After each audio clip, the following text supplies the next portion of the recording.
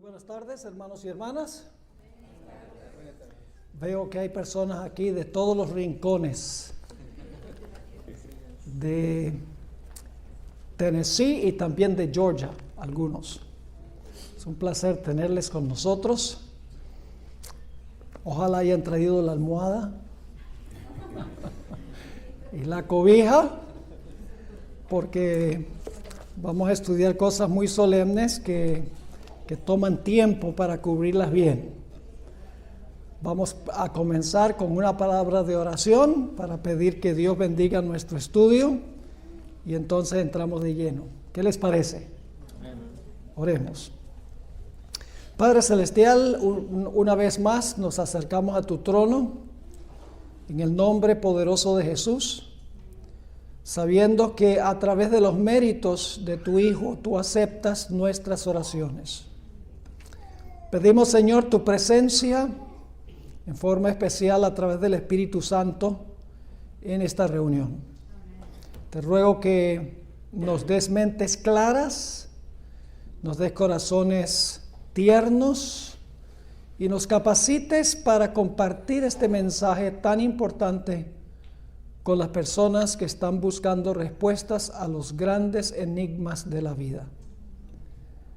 Hay mucha gente en el mundo que los corazones le están fallando de temor por las cosas que están ocurriendo en el mundo. Y nosotros tenemos el mensaje que puede traer paz. Te ruego que tú nos ayudes y nos capacites para proclamar ese mensaje. Te lo imploramos en el nombre que es sobre todo nombre, el nombre poderoso de Cristo Jesús. Amén. Generalmente cuando estudiamos los eventos finales, lo hacemos desde la perspectiva de Mateo 24 o de Daniel y Apocalipsis.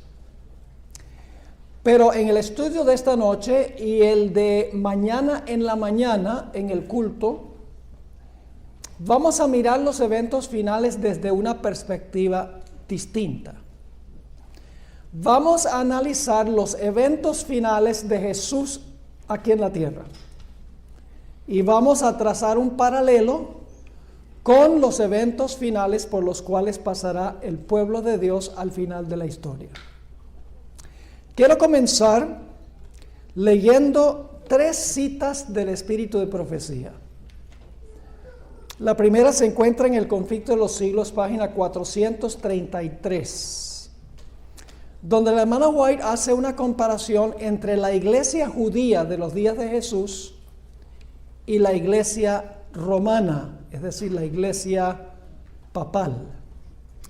Dice así: por su alejamiento del Señor y su alianza con los paganos, la iglesia judía se transformó en ramera. ¿Cómo llegó a ser ramera la iglesia judía? Al apartarse del Señor y aliarse con los paganos. Luego sigue diciendo: Roma se corrompió de igual manera al buscar el apoyo de los poderes mundanos y por consiguiente recibe la misma condenación. Es decir, la iglesia judía cayó porque se alió con los poderes paganos de su época. Roma hizo lo mismo. Roma papal hizo lo mismo. En el Conflicto de los Siglos, página 624, hallamos otra cita donde la hermana White compara la iglesia judaica con Roma. Es una cita corta que dice así: hay una semejanza sorprendente entre la iglesia de Roma y la iglesia judaica del tiempo del primer advenimiento de Cristo. Así que el paralelo que vamos a trazar no es un paralelo inventado por este servidor. Tenemos citas inspiradas que indican que hay un paralelo entre lo que ocurrió con la iglesia judía y Jesús y lo que ocurrirá con su pueblo al final de la historia. La tercera cita se encuentra en el Conflicto de los Siglos, página 496 y 497, y dice así: siempre que la iglesia alcanzó el poder civil, lo empleó para castigar a los que no admitían todas sus doctrinas. Es decir, siempre que la iglesia se unió con el poder civil, usaba el poder civil para perseguir a los que no concordaban con la iglesia. Sigue diciendo, las iglesias protestantes que siguieron las huellas de Roma al aliarse con los poderes mundanos, manifestaron el mismo deseo de restringir la libertad de conciencia. Fue la apostasía lo que indujo a la iglesia primitiva a buscar la ayuda del gobierno civil. Y esto preparó el camino para el desarrollo del papado, simbolizado por la bestia. Esas tres citas dicen que la forma en que la iglesia se tornó apóstata en la época de Jesús y Roma durante los 1260 años fue que se unieron con los poderes seculares del mundo. Ahora quiero leer dos pasajes del libro de Apocalipsis para que veamos que al final de la historia va a ocurrir lo mismo. Los primeros versículos que quiero leer son Apocalipsis 17, 1 y 2. Apocalipsis 17, 1 y 2. Y luego vamos a leer el capítulo 18 y los versículos 1 hasta el versículo 3. Dice en el versículo 1, vino entonces uno de los 7 ángeles que tenía las 7 copas y habló conmigo diciéndome, ven acá y te mostraré la sentencia contra la gran ramera, la que está sentada sobre muchas aguas. Ahora, ¿cómo es que la gran ramera se volvió ramera? Versículo 2 tiene la respuesta. Con la cual han fornicado los reyes de la tierra. ¿Cómo se tornó ramera? Uniéndose con los poderes civiles de la tierra. Y los moradores de la tierra se han embriagado con el vino de su fornicación. Es decir, la iglesia se tornó ramera porque fornicó con los reyes de la tierra. ¿Con quién debe estar casada la iglesia exclusivamente? El esposo de la iglesia es Cristo. Pero cuando la iglesia apela al poder civil, está cometiendo adulterio o fornicación espiritual. El segundo pasaje, Apocalipsis 18, 1 al 3, básicamente repite el mismo pensamiento. Después de esto vi a otro ángel descender del cielo con gran poder, y la tierra fue alumbrada con su gloria. Y clamó con voz potente, diciendo, ha caído la gran Babilonia. Es el mismo poder de que leímos en el capítulo 17. Y se ha hecho habitación de demonios, y guarida de todo espíritu inmundo, y albergue de toda ave inmunda y aborrecible. Porque todas las naciones han bebido del vino del furor de su ¿qué? Fornicación, y los reyes de la tierra han hecho ¿qué? Fornicado con ella, y los mercaderes de la tierra se han enriquecido de la potencia de sus deleites. Nuevamente se repite el mismo pensamiento. La iglesia se tornó ramera cuando se unió con los reyes de la tierra. Cuando se unió con los poderes civiles, llegó a ser ramera. Ahora, esto nos lleva a hacernos una pregunta. ¿Qué relación debe existir entre la iglesia y el Estado? ¿Será que debe haber una relación entre la iglesia y el Estado? ¿Qué dice la Biblia? ¿Qué dijo Jesús en cuanto a esto? Vamos a Mateo 22 y el versículo 15 al 21 para ver la perspectiva de Jesús en cuanto a la relación que debe existir entre la iglesia y el Estado. Mateo 22, 15 al 21. Qué lindo escuchar las páginas de la Biblia.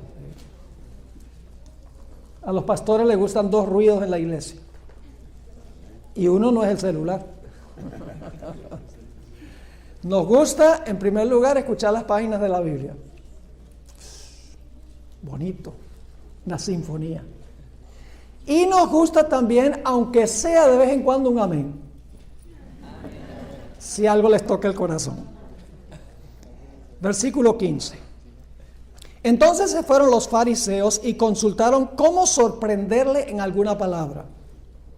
Y le enviaron los discípulos de ellos con los herodianos, diciendo, la hermana White dice que de todas las sectas judías, los que más odiaban a Jesús eran los herodianos. Generalmente pensamos de los escribas, los fariseos, los saduceos, pero ella dice que los que más odiaban a Jesús eran los herodianos. Así que vienen y dicen lo siguiente: Maestro, sabemos que eres amante de la verdad, hipócritas de primera categoría, y que enseñas con verdad el camino de Dios, y que no te cuidas de nadie, porque no miras la apariencia de los hombres. Oh, lo están halagando. Están preparándose para atraparlo. Versículo 17. Dinos pues, ¿qué te parece? ¿Es lícito dar tributo a César o no? Pero Jesús, conociendo la malicia de ellos, les dijo, ¿por qué me tentáis, hipócritas? Jesús los podía leer como un libro, ¿verdad que sí? ¿Por qué me tentáis, hipócritas? Mostradme la moneda del tributo. Y ellos le presentaron un denario. Entonces les dijo, ¿de quién es esta imagen y la inscripción? Es decir, la cara de quién está en esta moneda y el nombre de quién está en la moneda. ¿Y cuál fue la respuesta? Le dijeron, de César. Y les dijo, dad pues a César lo que es de César y a Dios lo que es de Dios. Yo pregunto, ¿tenemos nosotros un deber para con César? Sí. ¿Tenemos deberes para con Dios? Sí. Pero no deben ir juntos, sino separados. Ahora, la pregunta clave es, ¿qué le debemos a César y qué le debemos a Dios? Porque Jesús dice, dad a César lo que es de César, es decir, al gobierno lo que es del gobierno, que son los taxes, aunque no nos gusta decirlo, ¿verdad? Y a Dios lo que es de Dios. Ahora yo pregunto, en términos financieros, ¿qué le debemos al gobierno? Los impuestos. Y en términos financieros, ¿qué le debemos a Dios? Los diezmos. ¿Sería apropiado que César quisiera agarrarse un porcentaje de los diezmos? ¿Sería apropiado que la iglesia agarre un poco de los taxes para funcionar? No. La iglesia tiene su lugar legítimo y debe funcionar como iglesia. El poder civil tiene su lugar legítimo, pero debe funcionar como poder civil. No se deben combinar ni entremezclar. Cada uno debe funcionar en su esfera. Ahora vamos a mirar un poco más detenidamente este asunto de qué le debemos a Dios y qué le debemos a César o al hombre, por así decirlo. Vamos a Deuteronomio 4:13. Deuteronomio 4 y el versículo 13. Vamos a hablar unos momentos de los 10 mandamientos. ¿En cuántas de tablas de piedra escribió Dios los 10 mandamientos? En 2. Dice allí, y Él os anunció su pacto, el cual os mandó poner por obra los 10 mandamientos y los escribió en 2 tablas de piedra. ¿Podría Dios haberlos escrito en 3 si hubiera querido? ¿Podría haber escrito todos los 10 mandamientos en una sola? Sí. ¿Por qué escogió Dios escribir las tablas, la ley en una sola tabla? Porque nosotros tenemos 2 deberes. Tenemos un deber vertical para con Dios y un deber horizontal para con los conciudadanos. Vamos a Deuteronomio 6:4 para que vean el primer deber que tenemos. Deuteronomio 6 y el versículo 4. Y amarás a Jehová tu Dios de todo tu corazón y de toda tu alma y con todas tus fuerzas. Ese es el primer deber. Y resume ¿cuántos mandamientos? Los primeros 4. No tendrás dioses ajenos delante de mí, dice Dios. No hagas imagen de cosas en el cielo. No rebajes tu concepto de mi persona. No tomarás mi nombre en mano y respeta mi santo día. Es decir, los primeros 4 definen nuestra relación con Dios.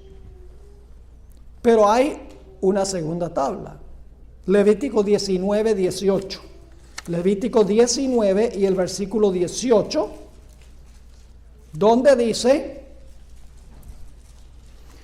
no te vengarás ni guardarás rencor a los hijos de tu pueblo, sino amarás a tu prójimo como a ti mismo, yo Jehová.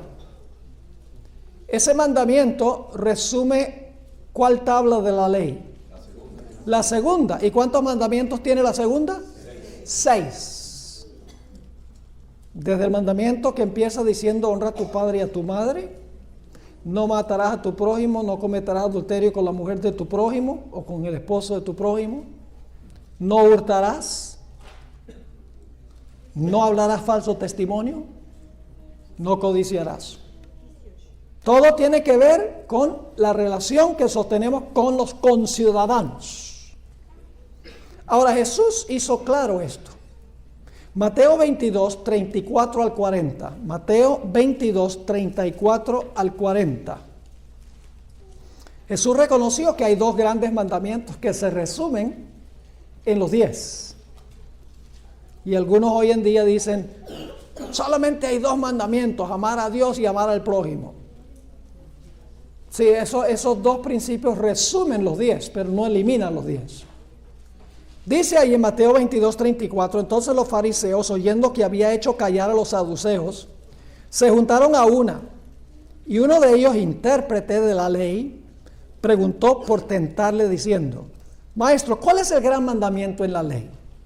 Jesús le dijo: amarás al Señor tu Dios con todo tu corazón y con toda tu alma y con toda tu mente. Ya leímos en cuanto a eso en Deuteronomio 6. Jesús está citando Deuteronomio 6. Es el primer mandamiento, el resumen de los primeros 4. Y el segundo es semejante, dice Jesús. El segundo es semejante. Y el segundo resume los últimos 6, porque dice: amarás a tu prójimo como a ti mismo. De estos 2 mandamientos depende toda la ley y los profetas. Es decir, tenemos deberes para con Dios y tenemos deberes para con nuestros semejantes, con nuestros conciudadanos, por así decirlo. Ahora, cuando miramos la experiencia de Jesús, todas las acusaciones de los líderes religiosos judíos contra Jesús tenían que ver con la primera tabla de la ley. Nunca acusaron a Jesús de deshonrar a sus padres. Nunca acusaron a Jesús de matar, de cometer adulterio, de robar, de hablar falso testimonio contra su prójimo o de codiciar. Nunca. Todas las acusaciones de los líderes de la iglesia apóstata judía contra Jesús tenían que ver con la primera tabla de la ley. Tenían que ver con sus convicciones religiosas. Vamos a anotar algunos ejemplos. Marcos 2:7. Jesús sana a un paralítico. Y cuando Jesús le dice a este hombre: tus pecados te son perdonados, se enojan los líderes. Vamos a leer Marcos 2:7. Los líderes religiosos dicen: ¿por qué habla este así? Blasfemias, dice. ¿Quién puede perdonar pecados sino solo quién? Dios. Solo Dios. Según ellos, ¿cuál mandamiento estaba quebrantando Jesús? El primero, porque se estaba haciendo Dios. No tendrás dioses ajenos delante de mí. Otro ejemplo, Juan 10:33. Nuevamente acusan a Jesús de quebrantar el primer mandamiento. Juan 10 y el versículo 33. Jesús acaba de decir: yo y el Padre uno somos. Es decir, los 2 somos Dios. ¡Wow! Se enojan nuevamente los líderes. Y dice, los querían apedrear. Le respondieron los judíos diciendo: por buena obra no te apedreamos, sino por la blasfemia, porque tú siendo hombre te haces Dios. Primer mandamiento: no tendrás dioses ajenos delante de mí. También acusaron a Jesús de quebrantar el tercer mandamiento. Solo le estoy dando algunos ejemplos. ¿Qué dice el tercer mandamiento? No tomarás ¿qué? el nombre de Jehová tu Dios en vano. ¿Recuerdan que una vez Jesús estaba hablando con los judíos? La historia está en Juan 8. Y el Señor Jesucristo hizo una declaración que los sacudió hasta lo más profundo. Dijo, de cierto digo, antes que Abraham fuese, yo soy. ¡Wow! Yo pregunto, ¿ese es el nombre de Jehová? ¿El gran nombre de Jehová? Sí, porque viene de Éxodo al capítulo 3. A donde Moisés le preguntó al que estaba en la zarza ardiente, bueno, ¿y qué nombre les voy a dar? Si me pregunta mi pueblo, si me pregunta, ¿quién me mandó? Dice, diles que el yo soy te mandó. Es el nombre de Jehová. La hermana Güey dice que Jesús había pronunciado el nombre y se lo había aplicado a él mismo. Lo estaban acusando de quebrantar el mandamiento que dice, no tomarás el nombre de Jehová tu Dios en vano. ¿Acusaron a Jesús de quebrantar el sábado? Sí. Oh, sí. Vamos a anotar dos ejemplos. Juan 9 y el versículo 16. Juan 9, 16. Aquí Jesús acaba de sanar a un ciego de nacimiento. Y están furiosos nuevamente los líderes. Dice en Juan 9, 16, entonces algunos de los fariseos decían, este hombre no procede de Dios porque no guarda el sábado o el día de reposo. Lo acusan de quebrantar el sábado. En Juan 5, Jesús sanó a un paralítico que había estado paralizado 38 años. Y en el versículo 16, nuevamente encontramos que lo acusan no solo de quebrantar el mandamiento del sábado, sino que lo acusan también de quebrantar el primer mandamiento. Dice allí, versículo 16 de Juan 5, por esta causa, los judíos perseguían a Jesús y procuraban matarle, porque hacía estas cosas, ¿cuándo? En el día del sábado. Y Jesús le respondió, mi Padre hasta ahora trabaja y yo trabajo. Es decir, Jesús se está refiriendo como hijo de su Padre que está haciendo la obra del Padre. Se está proclamando Dios. Por esto los judíos aún más procuraban matarle, porque no solo, según ellos, quebrantaba el sábado, sino que también decía que Dios era su propio Padre, haciéndose ¿qué? Haciéndose igual a Dios.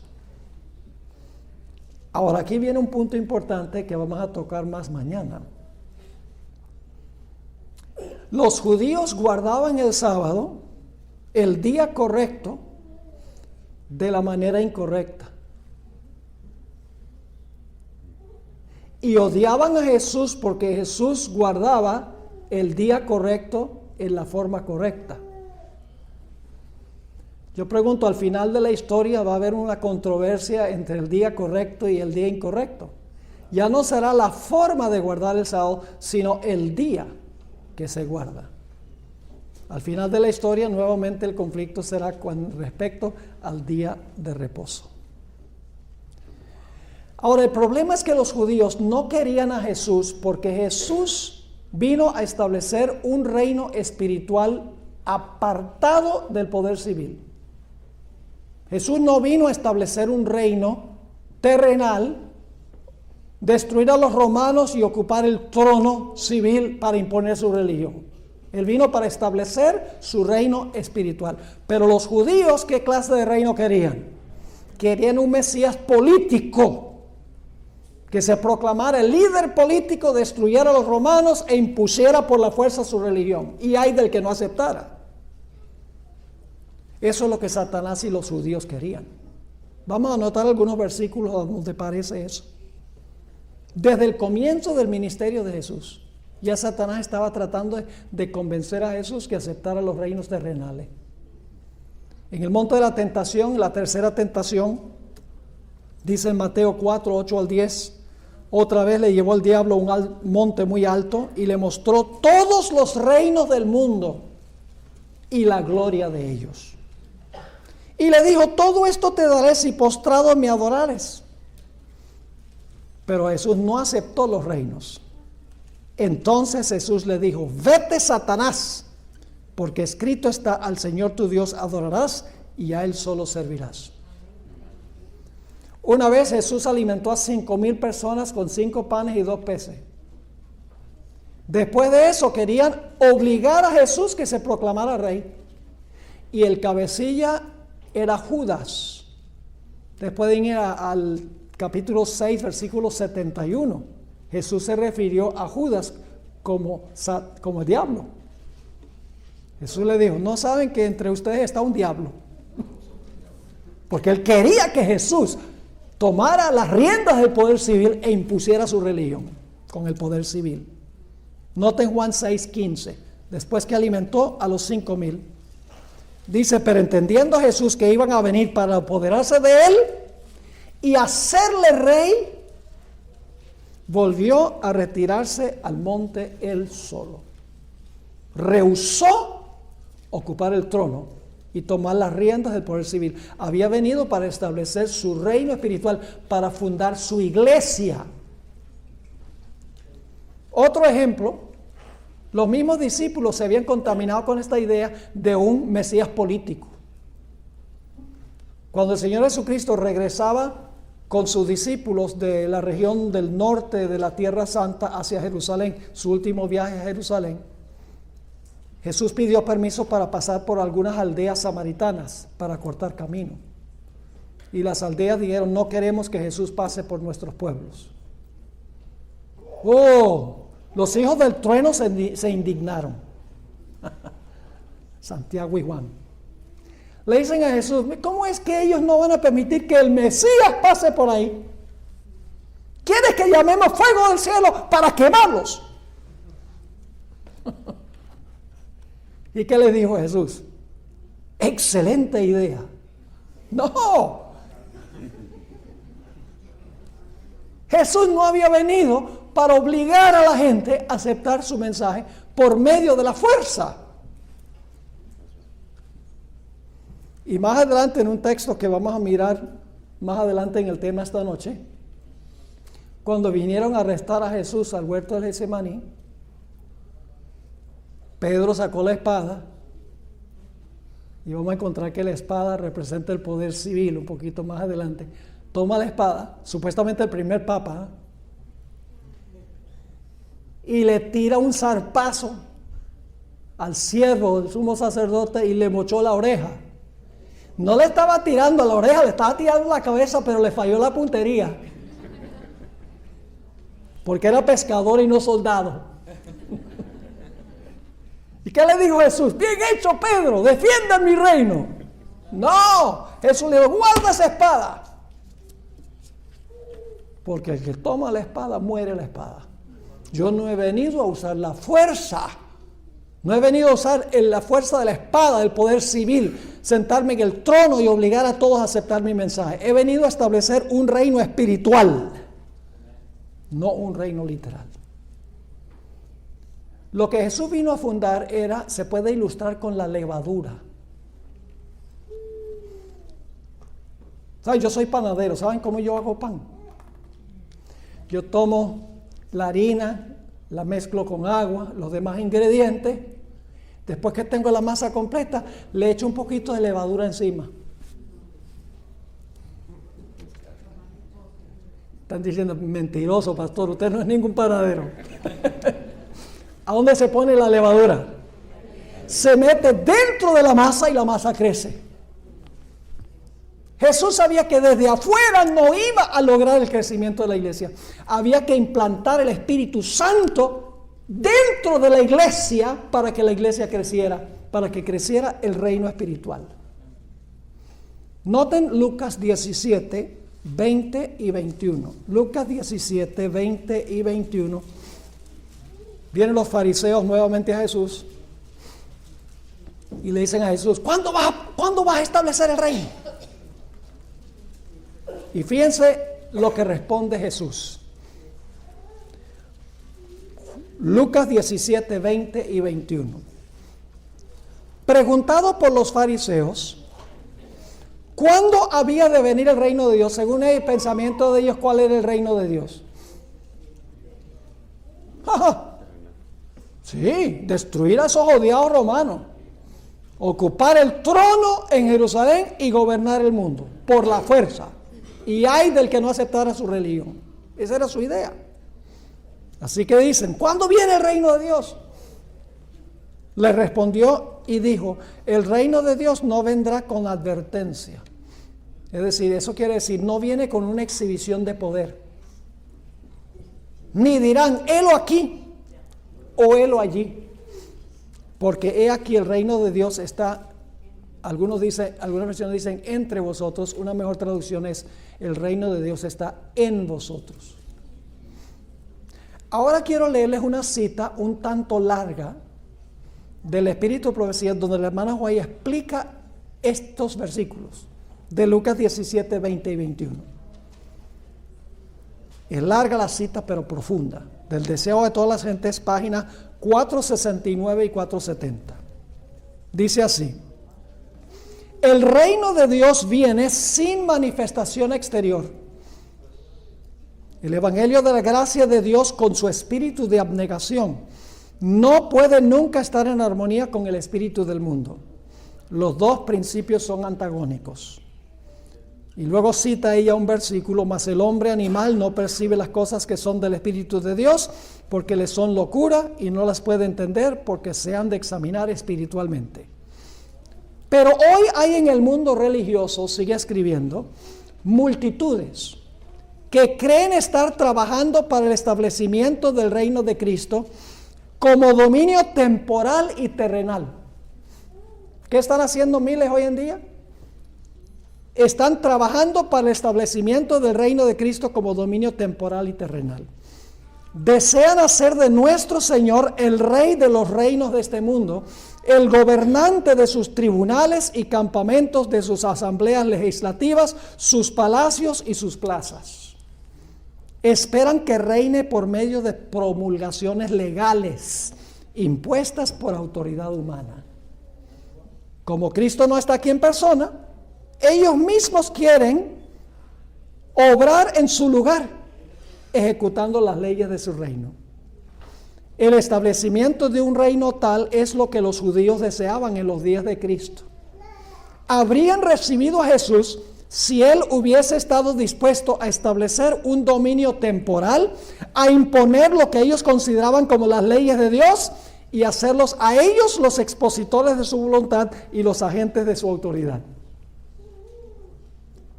Pero él dijo, mi reino no es de este mundo. No quiso aceptar el trono terrenal. Ahora, aquí viene la parte más interesante. El gobierno bajo el cual Jesús vivía era corrupto y opresivo. Por todos lados había abusos clamorosos, extorsión, intolerancia y crueldad insultante. Los que conocen la historia del Imperio Romano saben que esto es cierto. Era un imperio despótico. Sin embargo, el Salvador no intentó hacer reformas civiles. ¿Qué no intentó Jesús? ¿Hacer reformas qué? Civiles. No atacó los abusos nacionales, ni condenó la administración de los que estaban en el poder. Y les aseguro que los emperadores eran peor que Trump. Jesús no, dice aquí, Jesús no intentó hacer reformas civiles, no atacó abusos nacionales, ni condenó a los enemigos nacionales. No intervino en la autoridad ni en la administración de los que estaban en el poder. El que era nuestro ejemplo se mantuvo alejado de los gobiernos terrenales. Y dice, ¿pero por qué, pastor? Escuchen. No porque fuese indiferente a los males de los hombres, sino porque el remedio no consistía en medidas simplemente externas. Para ser eficiente, la cura debía alcanzar a los hombres individualmente y debía regenerar el corazón. Cuando el corazón cambia, la sociedad cambia. La sociedad no se puede cambiar por la fuerza. Eso es lo que está diciendo Jesús. Jesús dice, de nada vale que me siente en el trono en Jerusalén, destruya a los romanos e imponga bajo pena de muerte que todos obedezcan a mi reino. Porque igual tienen corazones rebeldes. Dice Jesús, yo vine para implantar el Espíritu Santo en el corazón, para que cuando el corazón cambia, la conducta cambia y la sociedad también cambia.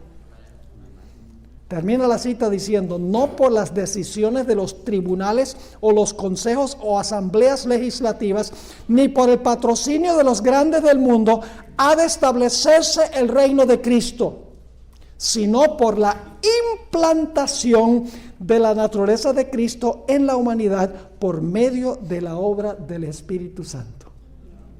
Qué profunda cita esta. Y hoy en día Trump y los evangélicos están así. Uña y mugre, es difícil distinguir el uña de la mugre, en realidad. Ahora, movámonos un poquito más hacia adelante. Ya faltando unos 6 meses para terminar el ministerio de Jesús, Jesús hizo su mayor milagro, la resurrección de un hombre que había estado muerto 4 días, Lázaro. Cuando Jesús resucitó a Lázaro, las muchedumbres quedaron profundamente impactadas. Y las muchedumbres empezaron a seguir a Jesús. Las sinagogas quedaron vacías. Y los ministros de la época dijeron, este es un problema de national security. Porque todos están yendo tras él. Tenían envidia de la popularidad de Jesús. Y que ellos estaban perdiendo a muchos de sus feligreses al mensaje que estaba proclamando Jesús.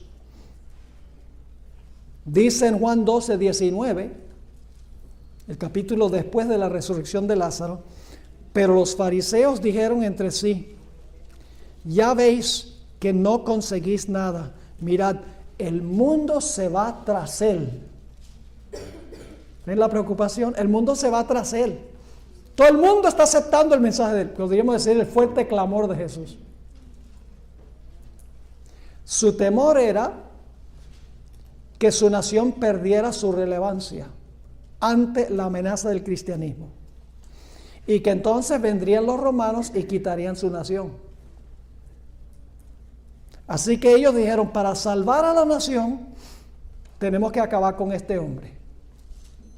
Si no acabamos con él, la nación desaparece, porque todo el mundo va a adoptar el cristianismo y no tendremos razón de existir. Y por eso se convoca una reunión del Sanedrín, el equivalente de la Inquisición. En Juan 11, 47 y 48 van a ver que el problema de Jesús se ha convertido en un problema de national security, de seguridad nacional, de subsistencia nacional. Dice en Juan 11, 47 y 48, entonces los principales sacerdotes y los fariseos reunieron el concilio. La palabra concilio en griego es Sanedrín. Reunieron el concilio y dijeron, ¿qué haremos? Porque este hombre hace muchas señales. Si le dejamos así, todos creerán en él. ¿Ven cuál es su preocupación? Todos creerán en él. ¿Y cuál va a ser el resultado? Y vendrán los romanos y destruirán nuestro lugar santo y nuestra nación. ¿Es un asunto de national security? Que sí que. Pero saben, me adelanto a un punto muy importante, y es que ellos creían que matando a Jesús iban a salvar a la nación, pero al matar a Jesús acabaron con la nación, porque los romanos vinieron y los acabaron por haber matado a Cristo. Causaron lo que quisieron impedir, matando a Jesús. Ahora, en el concilio, Caifás, el sumo sacerdote, sugiere una solución al problema de national security. En los versículos 47 al 49, al 50 en realidad, dice, entonces Caifás, uno de ellos, sumo sacerdote aquel año, les dijo, vosotros no sabéis nada, ni pensáis que nos conviene que un hombre muera por el pueblo y no que toda la nación perezca. Es necesario matar a este para salvar a la nación, está diciendo. Yo pregunto, ¿se va a volver a usar el mismo argumento al final de la historia? Con el pequeño remanente que guarda un día que es contrario al día que guardan todos los demás en el mundo. Les leo una cita que encontramos en el Conflicto de los Siglos. El Conflicto de los Siglos, página 601 de la hermana White, dice que este mismo argumento se va a volver a usar contra el remanente al final. Dice allí, se demandará con insistencia que no se tolere a los pocos que se oponen a una institución de la Iglesia y una ley del Estado, pues vale más que esos pocos sufran y no que naciones enteras sean precipitadas a la confusión y la anarquía. Este mismo argumento fue presentado contra Cristo hace 1800 años por los príncipes del pueblo. Nos conviene, dijo el astuto Caifás, que un hombre muera por el pueblo y no que toda la nación se pierda.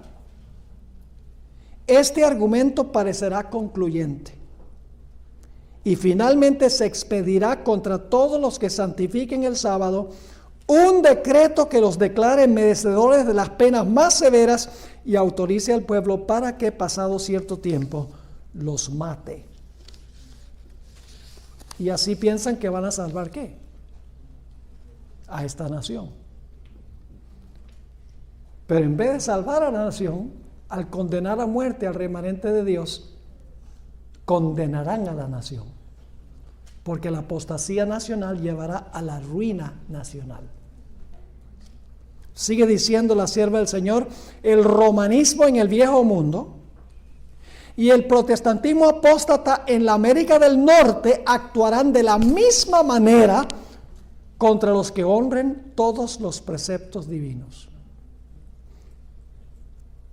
Y las acusaciones contra el pueblo de Dios serán acusaciones que tienen que ver con cuál tabla de la ley. Con la primera tabla de la ley, porque el conflicto final tiene que ver con la adoración. Esa será la acusación contra el pueblo de Dios. No que han violado ninguna ley civil. Por eso debemos nosotros ser ciudadanos ejemplares. Porque cuando vayamos ante tribunales, si hemos hecho trampa en los taxes, vamos a tener un problema serio. Debemos ser ciudadanos íntegros, honestos, en todo sentido de la palabra. Ahora, para que no haya ninguna acusación de violación de las leyes civiles, las acusaciones tendrán que ver con la primera tabla de la ley. Así que ese mismo día el Sanedrín tomó una decisión.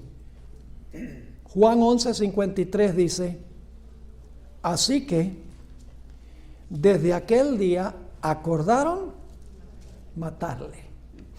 ¿Quién quería la muerte de Jesús? ¿El gobierno o la iglesia? La iglesia. ¿Por qué? Porque Jesús no concordaba con las tradiciones de la iglesia. Es decir, el poder peligroso no es el poder civil. El poder civil solo no es una amenaza para Jesús. La amenaza es la iglesia apóstata, la que quiere la muerte de Jesús, porque sus prácticas y sus enseñanzas no concuerdan con las de ellos. Y las multitudes están aceptando el mensaje de Jesús. Ahora nos movemos adelante al momento cuando Cristo está en el huerto del Getsemaní. Viene una guardia del templo para arrestar a Jesús. Escuchen bien, todavía el poder civil no está involucrado. Hasta ahora solo la iglesia. Viene la guardia del templo, que es una guardia del templo judío, no es de los romanos, para arrestar a Jesús. Pedro, quien supuestamente era el primer papa, así dice la Iglesia Católica, sacó la espada literal para defender a Jesús. En Mateo 26, 51 y 52, Mateo 26, 51 y 52, encontramos el relato. Dice, pero uno de los que estaban con Jesús, que sabemos que era Pedro, extendiendo la mano sacó su espada e hiriendo a un siervo del sumo sacerdote le quitó la oreja. Entonces, ¿qué le dijo Jesús a Pedro? Entonces Jesús le dijo, vuelve tu espada a su lugar, porque todos los que tomen espada, a espada perecerán. ¿Pueden pensar de algún otro versículo donde se usan palabras casi iguales? Yo pregunto, durante los 1260 años de opresión papal, ¿el papado usaba la espada del poder civil para perseguir a los que no estaban de acuerdo con la iglesia? ¿Usó la espada del poder civil? Sí, pero ¿qué pasó al final de los 1260 años? La espada que usaba el papado para matar es la espada que le dio la herida mortal. ¿Están conmigo o no están conmigo? En Apocalipsis 13:10 dice, si alguno lleva en cautividad, va en cautividad. Si alguno mata a espada debe ser muerto. Aquí está la paciencia y la fe de los santos. Y ahora, los dignatarios eclesiásticos van a reunir otra vez al Sanedrín para hacerle un juicio religioso a Jesús. Juicio religioso. Todavía el poder civil no está involucrado en la historia. Todo esto lo está haciendo es la iglesia de aquella época, la iglesia apóstata. Ahora le van a hacer a Jesús una inquisición eclesiástica, si podemos decirlo así. Dice Mateo 26:57, Mateo 26 y el versículo 57, que llevan a Jesús a la casa de Caifás. ¿Quién era Caifás? ¿El gobernante romano o era el sumo sacerdote? El sumo pontífice, el papa de aquella época.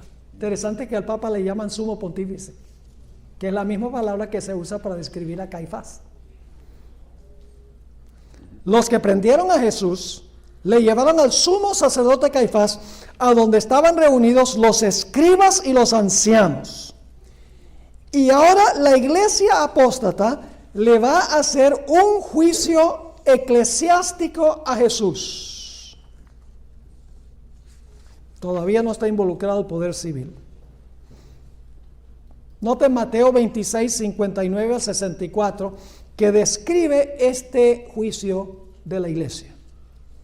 Y los principales sacerdotes y los ancianos y todo el concilio buscaban falso testimonio contra Jesús para entregarle a la muerte.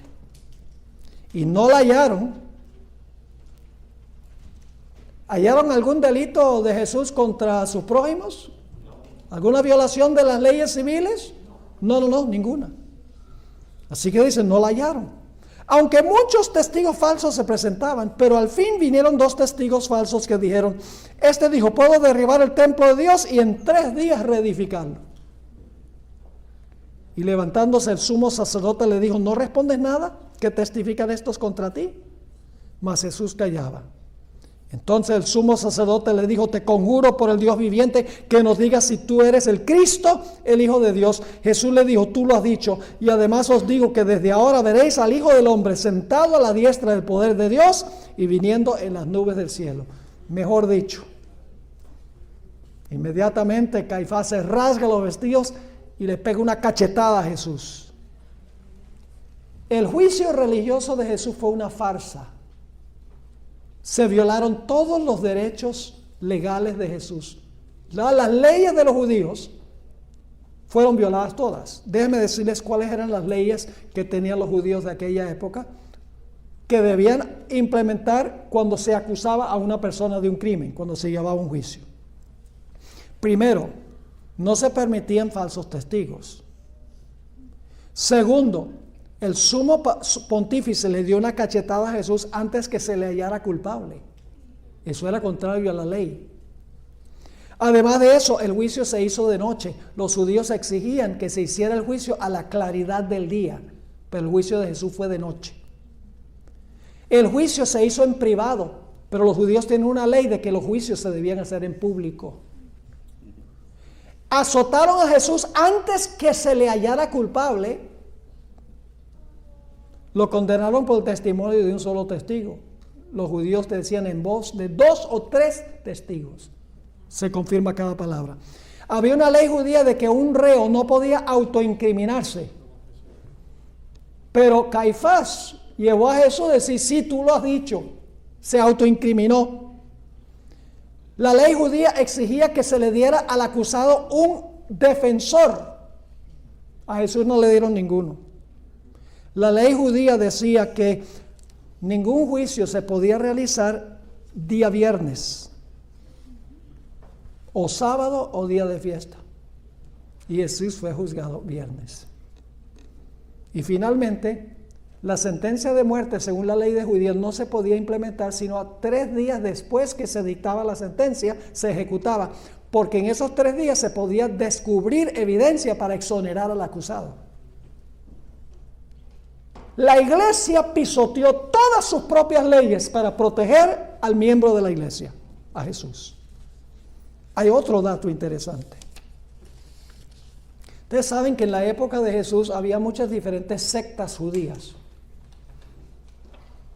Estaban los fariseos, los saduceos, los herodianos, los celotes, los esenios, muchas diferentes denominaciones. Todos decían ser judíos, pero tenían diferentes creencias y prácticas. Por ejemplo, los celotes querían, con el uso de la espada, derrocar al gobierno romano. Los fariseos creían en la inmortalidad del alma y la resurrección de los muertos, y los saduceos no creían en ninguna de esas cosas. Es decir, las sectas judías se odiaban una a otra por sus divergencias teológicas.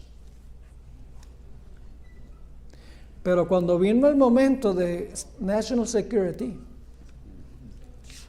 todas estas sectas se unieron para destruir al enemigo público número 1.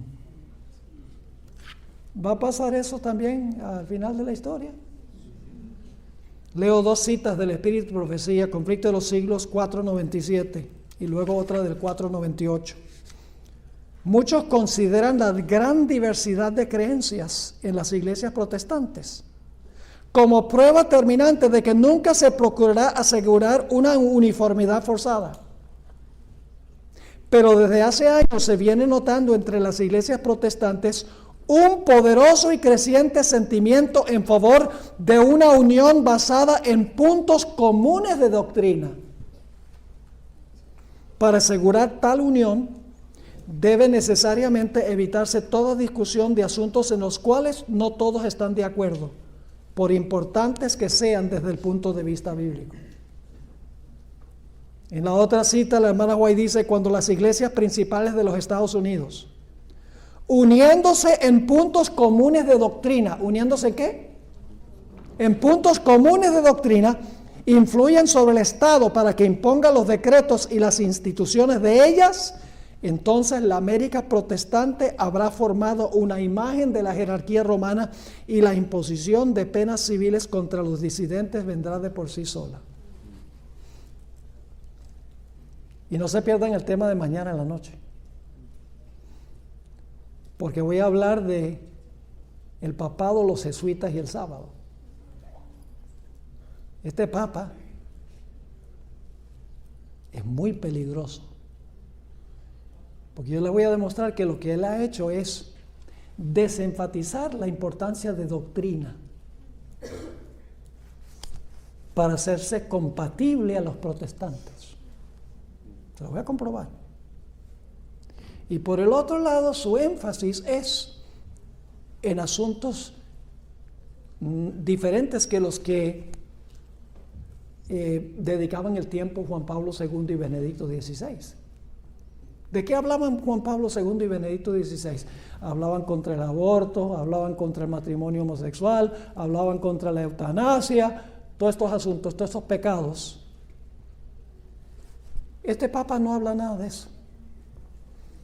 Este Papa habla de la inmigración, de redistribuir el dinero de los países ricos a los países pobres, el cambio climático, todos los temas que le gusta escuchar a los poderes políticos del mundo.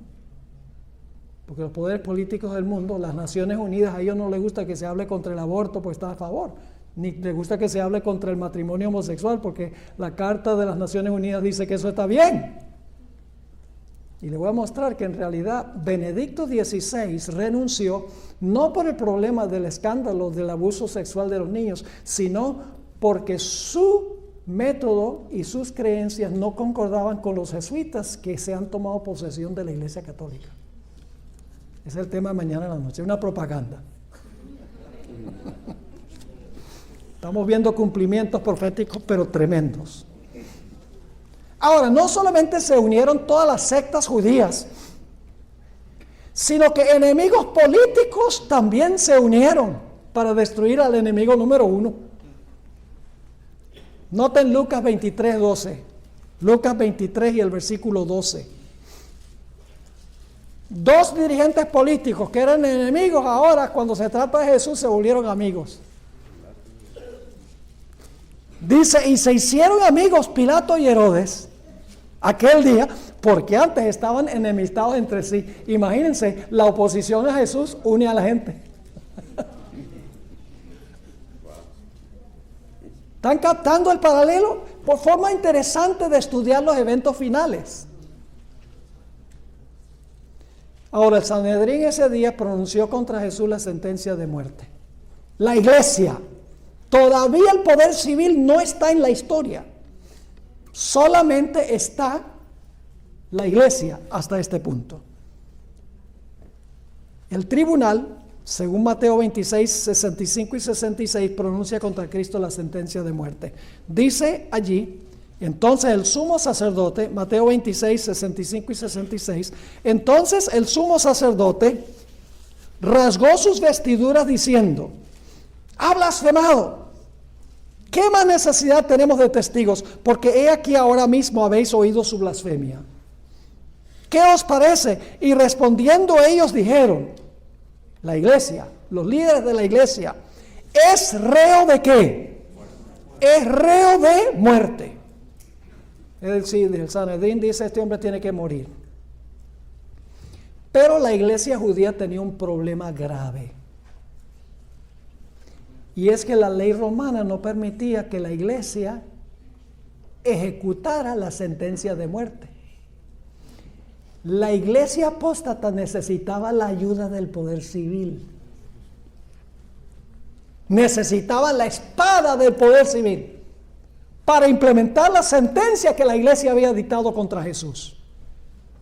Y por lo tanto, Mateo 27, 1 y 2 nos dice ahora que van a buscar la ayuda del poder civil. La iglesia se va a unir con el Estado. Dice Mateo 27, 1 y 2, venida la mañana, todos los principales sacerdotes y los ancianos del pueblo entraron en consejo contra Jesús para entregarle a muerte, y le llevaron atado y le entregaron a Poncio Pilato, el gobernador. Ahora está involucrado el Estado, el poder civil. La iglesia está buscando la ayuda del poder civil para implementar la sentencia de muerte que la iglesia ha dictado. Noten también, guarden su lugar ahí no guarden su lugar en Mateo, vamos a Juan 18 y mantengan su dedo a Juan 18 porque vamos a ir a varios puntos allí. Juan 18, 28. Otra forma de describir el momento cuando Jesús fue llevado ante Pilato. Dice en Juan 18 y el versículo 28, llevaron a Jesús de casa de Caifás al pretorio, es el palacio de Pilato. Era de mañana y ellos no entraron en el pretorio para no contaminarse y así poder comer la Pascua. ¡Qué hipocresía! Acaban de sentenciar a un hombre inocente a muerte y dice, no podemos entrar, no podemos celebrar la Pascua si entramos allá donde hay gentiles. La verdad es que la hipocresía enceguece, ¿no? Y ahora traen a Jesús a Pilato y Pilato les hace una pregunta penetrante. Juan 18, 29. Entonces salió Pilato a ellos y les dijo, ¿qué acusación traéis contra este hombre? Iglesia, ¿qué acusación traen ustedes contra este hombre para que el Estado decida el asunto? Pilato se dio cuenta, ellos se dieron cuenta, los judíos se dieron cuenta por el tono de voz de Pilato que Pilato no se estaba comiendo el cuento. Y por lo tanto, en vez de ellos decirles cuál fue la acusación, porque él dijo, ¿cuál es la acusación? En vez de ellos decir, esta es la acusación, en el versículo 30 dice, respondieron y dijeron, si este no fuera malhechor, no te lo habríamos entregado. Sabían que Pilato sabía que este hombre era inocente. La hermana White dice que Pilato había oído en cuanto a Jesús y las obras que hacía. Y ahora entonces Pilato, fíjese, Pilato entendía más la separación de iglesia y Estado que los mismos judíos. Pilato entendió la idea de que ellos tenían su ley y Roma tenía también su ley. La iglesia tiene ley y el Estado también tiene ley. Noten Juan 18:31. Entonces le dijo Pilato, tomadle vosotros y juzgadle ¿qué? Y juzgadle según vuestra ley. ¿Qué está diciendo Pilato? Este es un asunto eclesiástico, no es un asunto civil. Él ha violado, según ustedes, las leyes de la iglesia. Ustedes encárguense de eso, es un asunto eclesiástico, no es un asunto que tiene que ver con el gobierno romano. Pero entonces ellos le dicen a Pilato, la iglesia, los líderes de la iglesia, el versículo 31 dice, entonces les dijo Pilato, tomad de vosotros y juzgadle según vuestra ley. Y los judíos le dijeron, a nosotros no nos está permitido dar muerte a nadie. We need your help. Necesitamos tu ayuda, Pilato.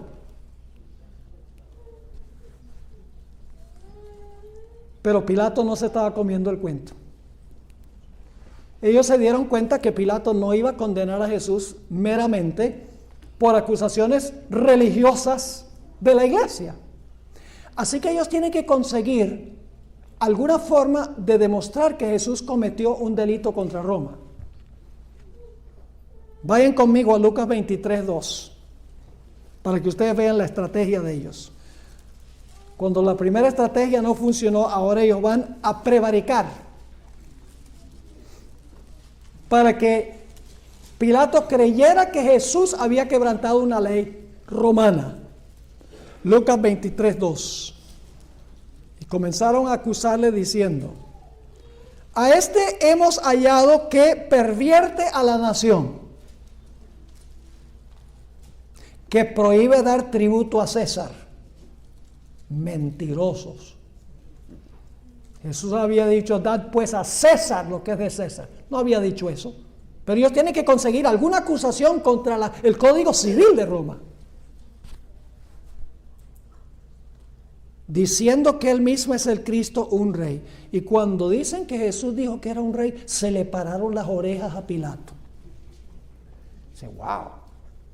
Si él dice que es un rey, entonces eso es sedición contra el gobierno romano, porque hay un solo rey que es el emperador. Así que Pilato se lleva a Jesús a su cámara privada para entrevistar a Jesús, para preguntarle si en verdad es un rey, si es una amenaza para el trono de César.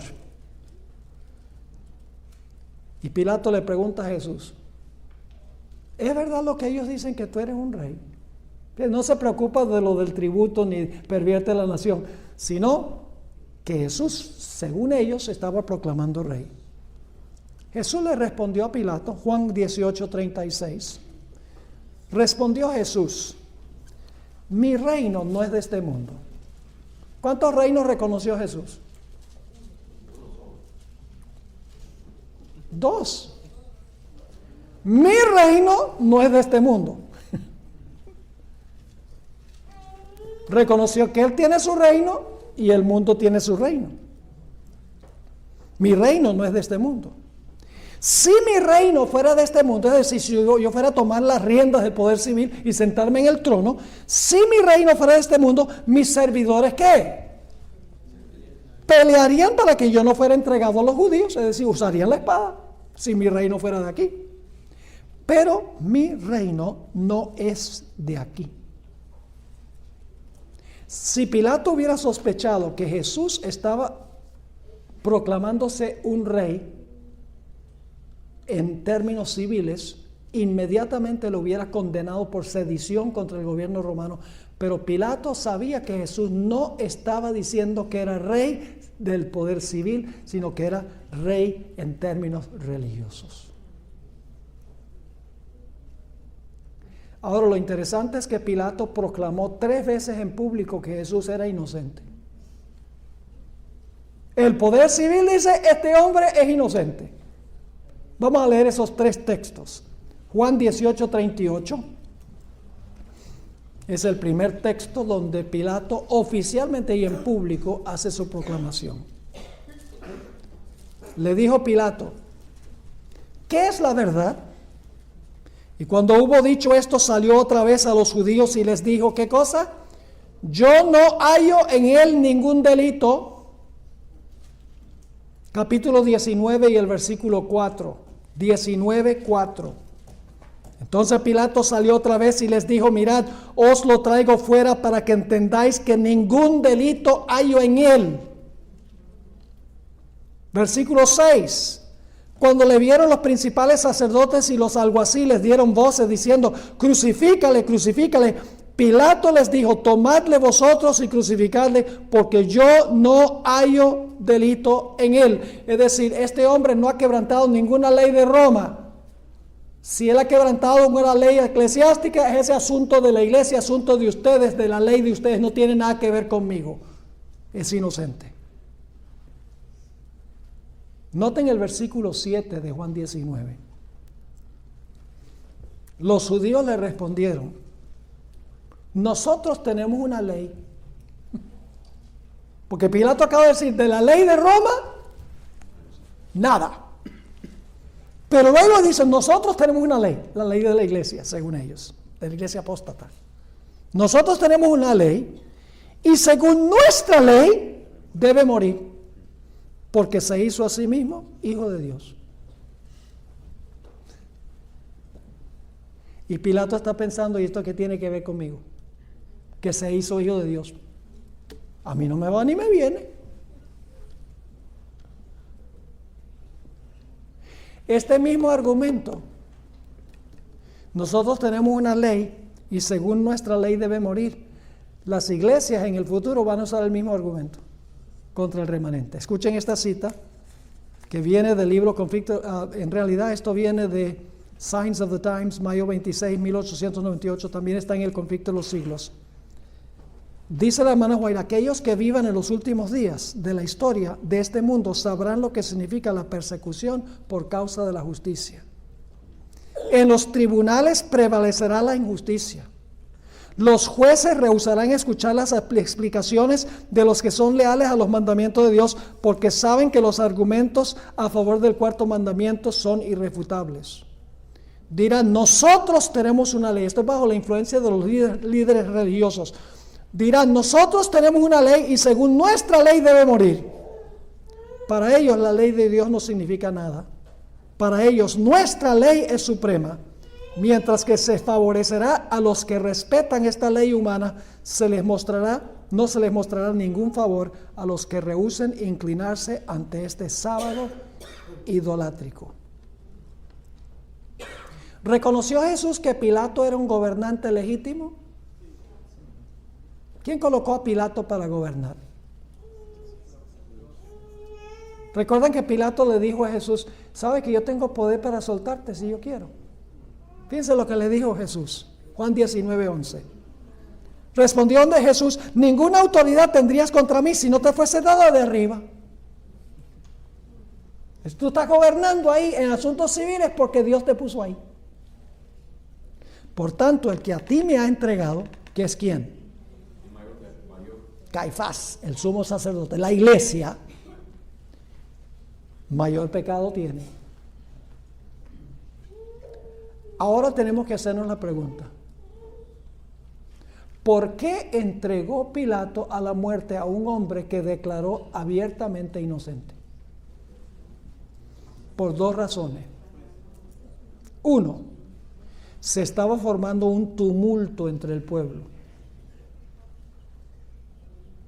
Y ya Pilato estaba en el radar de César. Pilato había tenido muchos problemas con los judíos. Y Pilato tenía miedo de que si se formaba un tumulto y tenía que matar a muchos judíos más, que lo iban a quitar de su puesto. Y en segundo lugar, relacionado directamente con esto, Pilato, los judíos lo intimidaron diciéndole, si tú no entregas a este hombre que dice que es rey, te vamos a acusar al emperador y el emperador te va a quitar de tu puesto político. Vamos a leer los versículos, Mateo 27, 24. Mateo 27, 24. Viendo Pilato que nada adelantaba, sino que se hacía más alboroto, tomó agua y se lavó las manos delante del pueblo, diciendo, inocente soy yo de la sangre de este justo, allá vosotros. Y luego noten el Juan 19 y el versículo 12, es decir, primero se está realizando un tumulto y Pilato dice, si yo tengo otro tumulto, otra insurrección de los judíos, va a ser un problema para mí con el emperador. Y más explícitamente Juan 19, 12 dice, desde entonces procuraba Pilato soltarle, pero los judíos daban voces, diciendo, si a este sueltas, no eres amigo de César. Todo el que se hace rey a César se opone. Te vamos a acusar con César de que tú soltaste a un hombre que decía que es rey y te va a quitar de tu puesto. Es decir, la razón por la cual Pilato entregó a un hombre inocente fue para salvar su puesto político. ¿Se va a repetir esto otra vez? Conflicto de los siglos, página 650. Los dignatarios de la iglesia y del Estado se unirán para hacer que todos honren el domingo y para ello apelarán al cohecho, a la persuasión o a la fuerza. La falta de autoridad divina se suplirá con ordenanzas opresivas. La corrupción política está destruyendo el amor a la justicia y el respeto a la verdad. Y hasta los Estados Unidos de la libre América se verá a los representantes del pueblo, ahora escuchen esto, a los representantes del pueblo y a los legisladores tratar de asegurarse el favor público. ¿Cómo? Se verá a los representantes del pueblo. ¿Quiénes son los representantes del pueblo? El Congreso, ¿verdad? Se verá a los representantes del pueblo y a los legisladores tratar de asegurarse el favor público, doblegándose a las exigencias populares por una ley que imponga la observancia del domingo. ¿Y quiénes son los cabecillas detrás de esto? Que quieren la ley dominical. No el pueblo, sino que la iglesia o las iglesias apóstatas. Noten Mateo 27 y el versículo 20. Mateo 27, 20. Aquí hay un concepto supremamente importante. Dice, pero los principales sacerdotes y los ancianos, ¿qué hicieron ellos? Persuadieron a la multitud, es decir, los miembros de su iglesia. Persuadieron a la multitud que pidiese a Barrabás y que Jesús fuese muerto. Yo pregunto, ¿qué entidad es peligrosa para el pueblo de Dios al final de la historia? ¿La iglesia o el Estado? La iglesia. El Estado solo se convierte en una amenaza para la iglesia cuando la iglesia apela al poder civil para hacer lo que la iglesia quiere. Así que aquí dice, los principales sacerdotes y los ancianos, los líderes de la religión apóstata, persuadieron a la multitud, es decir, a los miembros, que le pidieran al poder civil que soltara a Barrabás y que Jesús fuese muerto. Ahora, 1 o 2 puntos más antes de terminar. Hay un momento específico cuando la iglesia judía se tornó adúltera, cuando se convirtió en una ramera. No fue aún en el momento cuando llevaron a Jesús ante Pilato. Todavía, a pesar de que estaban apelando al poder civil, todavía no habían cometido alta traición contra el gobierno de Dios. Pero hubo un evento específico donde ellos se unieron oficialmente con el poder civil y llegaron a ser una iglesia ramera. Vamos a Juan 19, 13 al 15. Juan 19 y el versículo 13 al versículo 15.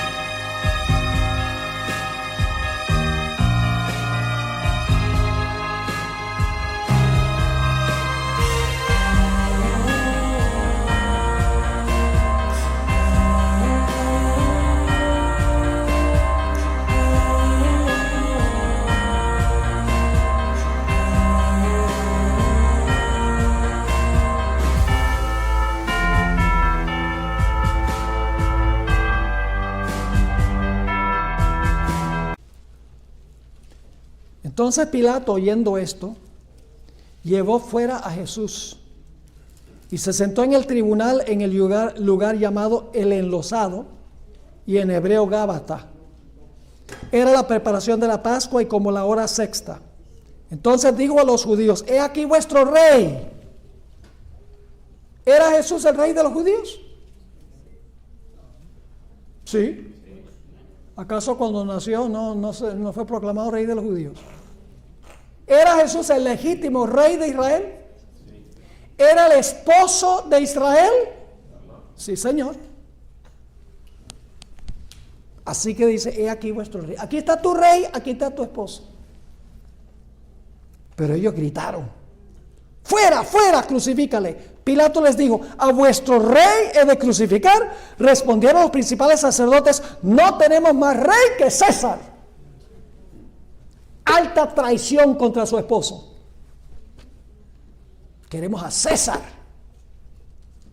no queremos a Jesús. Jesús había venido a casarse con su pueblo. Eso lo sabemos porque Juan el Bautista se le llama el amigo del esposo.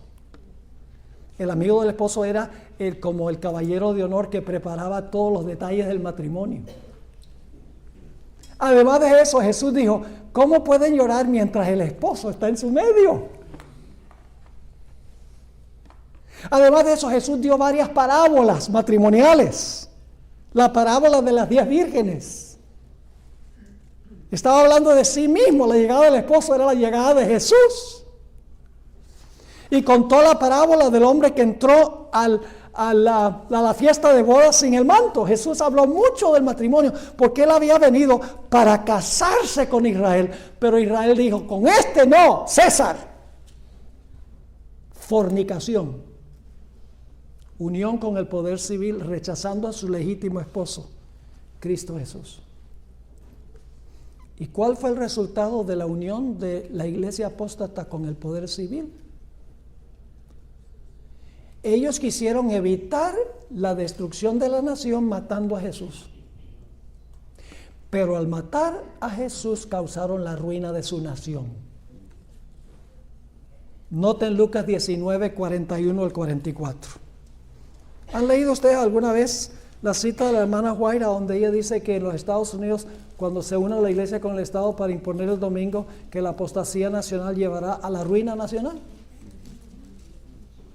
Viene de la experiencia de Jesús.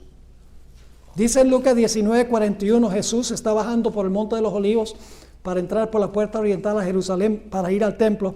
Dice: cuando llegó cerca de la ciudad, al verla, lloró sobre ella diciendo: oh, si también tú conocieses, a lo menos en este tu día, lo que es para tu paz. Mas ahora está encubierto de tus ojos, porque vendrán días sobre ti, cuando tus enemigos te rodearán con vallado. ¿Quiénes eran los enemigos? Fíjense, apelaron a Roma para acabar con Jesús y luego Roma los acabó a ellos.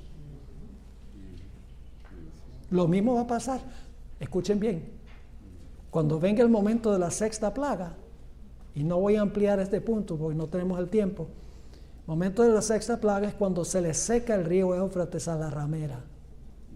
Y el río Éufrates son muchedumbres, naciones, lenguas y pueblos. Los romanos que ellos usaron para matar a Jesús fueron los mismos romanos que luego los mataron a ellos. La hermana White dice que las muchedumbres que fueron usadas por las iglesias protestantes y por la iglesia romana, las muchedumbres se levantarán en contra de los líderes religiosos para fulminarlos.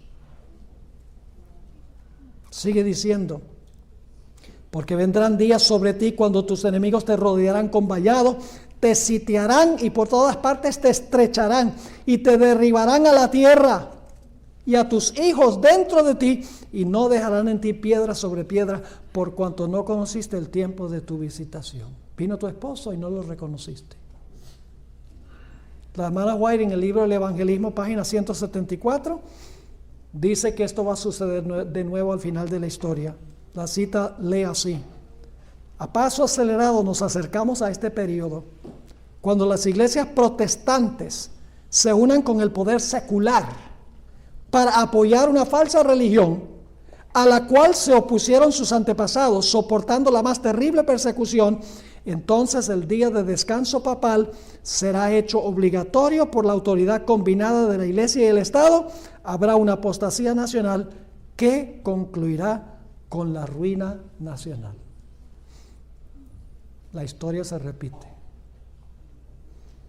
Ahora, un último punto. Mañana vamos a tener Dios mediante la parte 2. Así que si no vienen mañana, solo van a tener la mitad de este panorama. Mañana vamos a hablar especialmente de lo que va a pasar en el tiempo del fin. Pero déjenme darles una ilustración histórica de cómo ocurrió algo similar con la iglesia romana que había pasado con Jesús durante los 1260 años. Había mencionado anteriormente a un hombre, un mártir de nombre Juan Hus. Él era obispo en Praga, lo que antes era Checoslovaquia. Estaba enseñando el evangelio puro del Señor. Y al enseñar el evangelio puro y al mismo tiempo condenar la corrupción de la iglesia romana, el Papa y la organización eclesiástica se ensañó con él. Le ofreció el emperador Sigismundo un salvoconducto para ir de Praga a Constanza para defender su punto de vista, y le aseguró que podía volver a Praga, lo iba a proteger para volver a Praga de donde fue.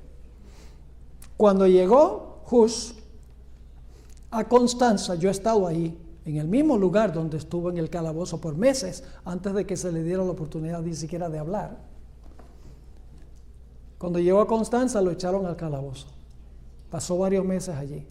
No le voy a leer la descripción de en qué situación estaba él, qué condición física estaba cuando finalmente fue sacado para defender su punto de vista. Algo terrible.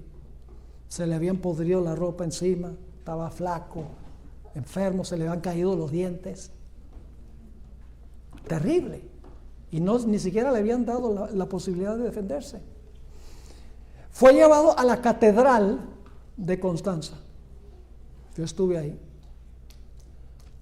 Y allí la iglesia le hizo un juicio eclesiástico.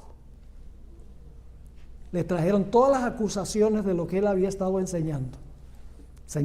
Como Jesús hablaba en contra de los fariseos y los saduceos, y hablaba de las falsas prácticas, doctrinas del judaísmo, las tradiciones de los hombres. Él también lo llevaron para defender su punto de vista. Bueno, para hacer una larga historia corta, en esa inquisición religiosa, en la iglesia, lo condenaron a muerte. Pero la historia no termina allí. Ellos como iglesia no podían ejecutar la sentencia de muerte. Solo el poder civil podía hacer eso. Así que fueron a donde Sigismundo, el que le había garantizado salvoconducto, de que podía volver a Praga, seguro, sano y salvo, con vida. Fueron a Sigismundo y le dijeron: Sigismundo, la iglesia ha examinado a este hombre, es un hereje.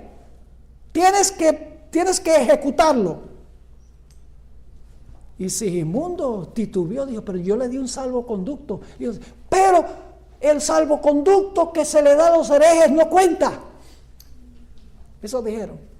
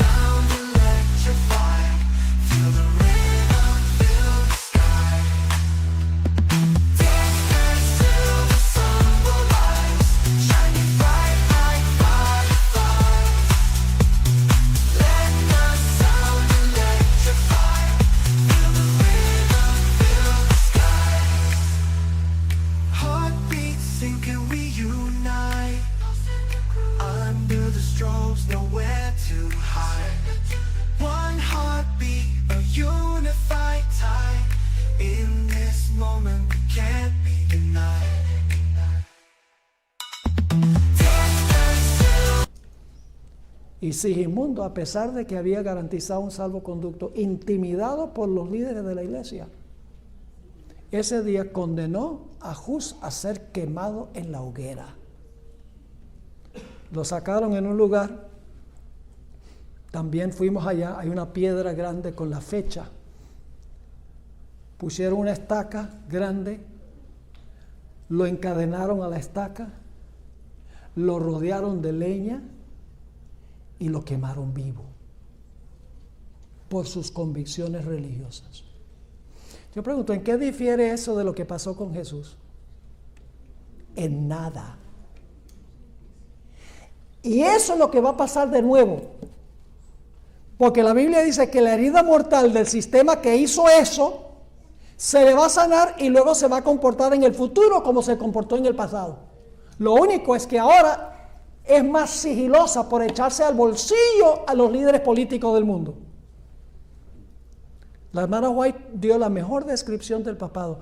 Dijo, detrás de la apariencia variable del camaleón está el veneno invariable de la serpiente. Es la mejor descripción que yo he encontrado sobre el papado. Se va a repetir otra vez la historia, ustedes la conocen, ¿verdad? La historia del sapo y el escorpión.